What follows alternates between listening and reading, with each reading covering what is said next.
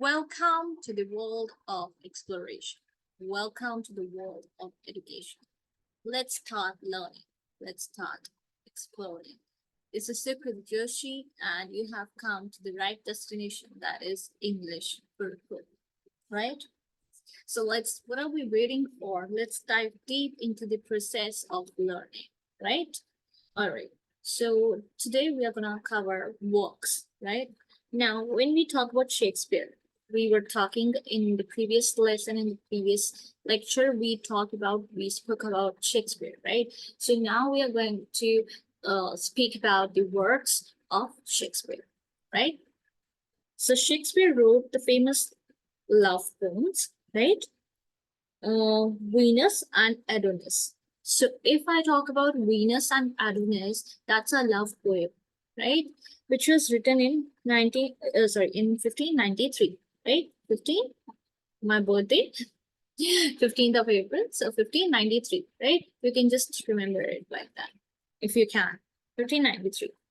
And the rape of Lucrece, right? And the rape of Lucrece, which was written in 1594, right? So that one, when we talk about Venus and Adonis, it was written in 1593. And when we talk about the rape of Lucrece, it was written in 1594. Clear? All right. Dedicated to the Earl of Southampton, these poems in themselves entitle him to a place among the immortals. So he's basically immortal. He has immortalized himself, right?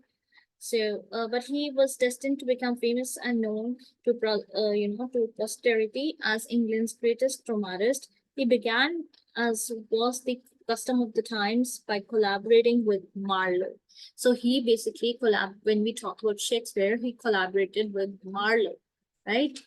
With Marlowe and with Kidd, right? So he collaborated with Marlowe and Kidd, right?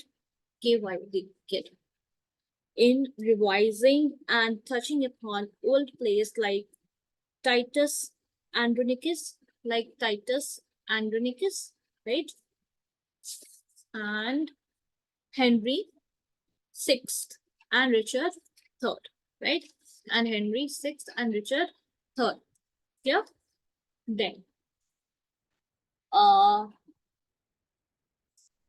the exact sequence of dates in which his plays came out is not known, but only 16 were published in quarto form, right? In which form? In quarto form, right? During his lifetime. There were copyright laws at that time, and unscrupulous writer pirates took down bits of the plays as they were enacted and published then in different, editions. So even nowadays you find copyright issues, even on YouTube, copyright issues are there. I'm not familiar with those terms and conditions with the copyright issues, but they're prevalent even in today's era. In fact, it is a lot more, right? So even at that time, copyright issues were there, right? While writing, if anybody copies your work or copies your words, vocabulary, so those copyright issues were there, right? So in 1623, 7 years after his death, two of Shakespeare's friends and fellow actors, Hemming and Condell, Hemming and Condell, Hemming and Condell, Hemming and Condell, right? Published all his Hemming, right?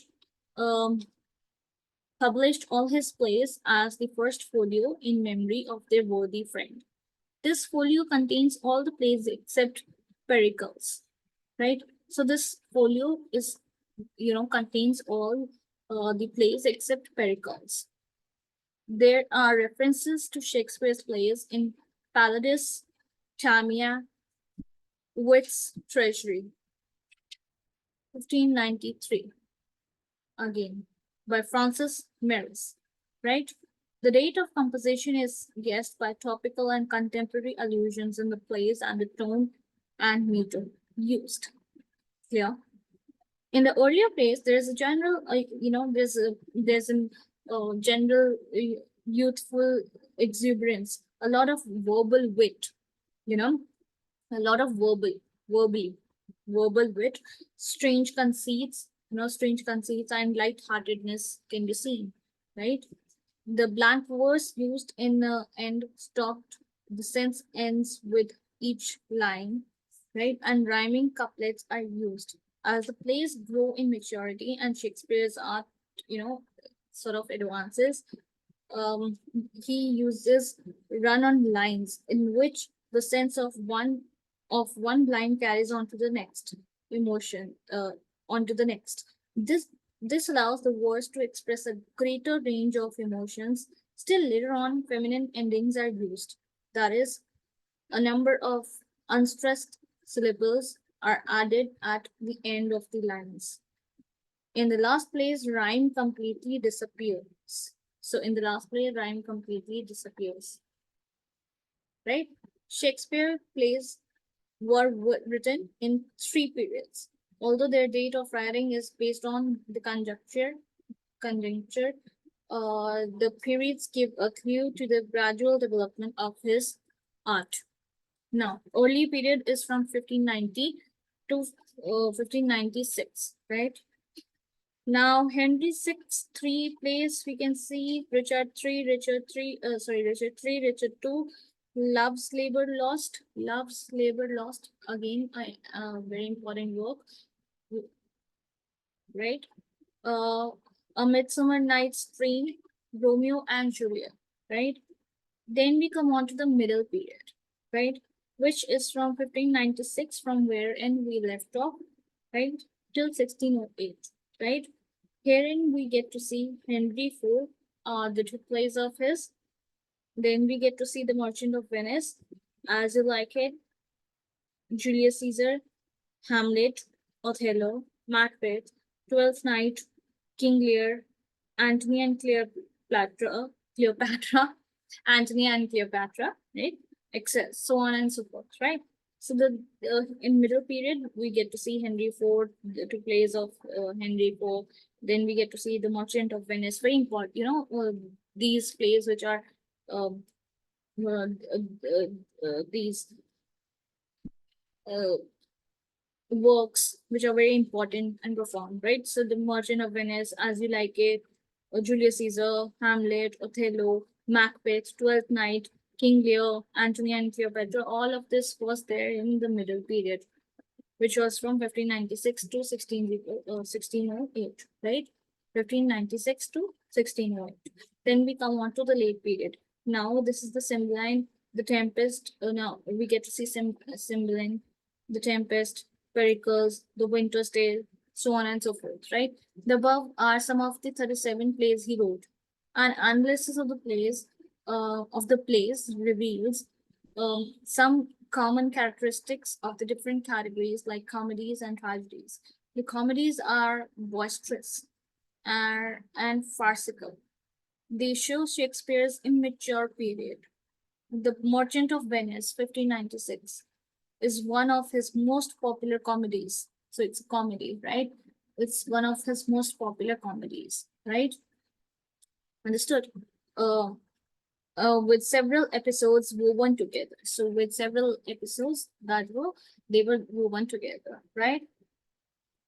Uh, in those days when the Christians hated the Jews, Shakespeare's portrayal of Shylock in sympathetic tones caused a stir, right? A Midsummer's Night's Dream, 1595, the one play for which Shakespeare did not borrow the story, take us to a wonderland of fairies, right? The impish Puck Goodfellow and Bottom, whose scenes are the most hilarious in all Shakespeare. In this play, Theseus, Theseus says, the lunatic, the lover, and the poet are of imagination all compact. The line refers to Shakespeare's own weird fancies as he creates them in his plays. The Merry Wives of Windsor was 1600 was written on behest of Queen Elizabeth. The character Falstaff is one of Shakespeare's best creations. is according to one of Shakespeare's, according to the critic Hazlitt, Falstaff is all laughter and merriment, laughing 3 inches below the skin. Much Ado About Nothing, 1598, contains bracing wit combats between Benedict and Beatrice. As You Like It, 1600, provides glimpses of an emotionally rich life in the forest of Arden. Twelfth Night, 1601, is a hilarious comedy. Through Malvolio, Shakespeare satirizes Puritanism. Histories like Richard III, 1593, and Richard II, 1596, show the influence of Marlowe on Shakespeare. He wrote the three parts of Henry VI, 1591 to 1592, in collaboration with Marlowe, right? Most of the historic show the patriotic victory of kings. The tragedies show Shakespeare's maturity in character delineation. Titus Andronicus is a horror play. Romeo and Juliet is a romantic tragedy which has become immortal, right?